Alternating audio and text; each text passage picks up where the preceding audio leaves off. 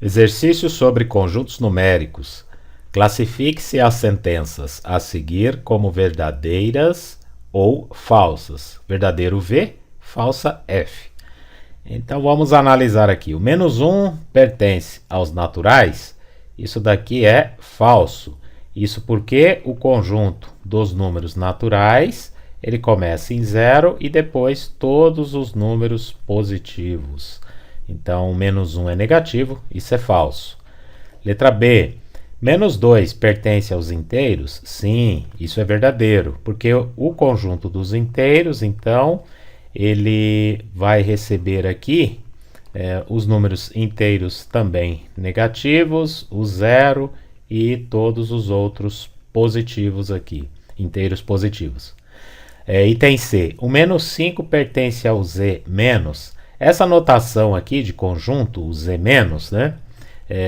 Isso significa que a gente vai considerar todos os números inteiros negativos, inclusive também o zero, né? Então a gente teria aqui o menos 3, o menos 2, o menos 1 e o zero também, e aí para por aqui, tá? A gente não continua a partir daqui, porque é só Z menos. Então aí a nossa pergunta do item C aqui, se ele pertence, sim, isso daqui é verdadeiro, ele pertence. Letra D, menos 7 pertence ao Z com asterisco. Todos os conjuntos que possuem asterisco, né, na sua notação, significa que esse conjunto é a mesma coisa que o conjunto inteiro menos o zero. O elemento zero não pertence aos conjuntos que possuem asterisco. Então, menos 7 pertence a Z estrela? Sim, ele pertence, né? Então, aqui, verdadeiro. O zero, item E, o zero pertence ao conjunto dos racionais? Sim, ele pertence ao conjunto dos racionais. O zero, como eu falei no item anterior, ele só não vai pertencer ao conjunto quando ele for denotado por um asterisco.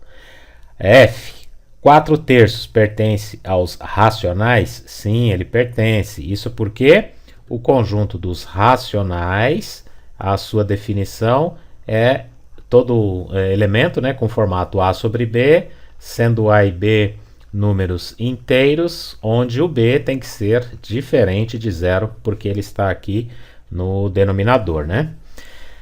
Letra G, menos 5 sobre 2 pertence aos racionais? Sim, ele pertence aos racionais, aqui é verdadeiro, porque o menos 5 sobre 2 se enquadra no formato do conjunto dos racionais. Agora veja a letra H. Menos 5 sobre 2 pertence aos racionais positivos e sem o zero? Não, isso daqui é falso, ele não pertence, simplesmente porque o Q mais aqui representa só os números positivos sem o zero. E menos 5 sobre 2 é uma fração negativa.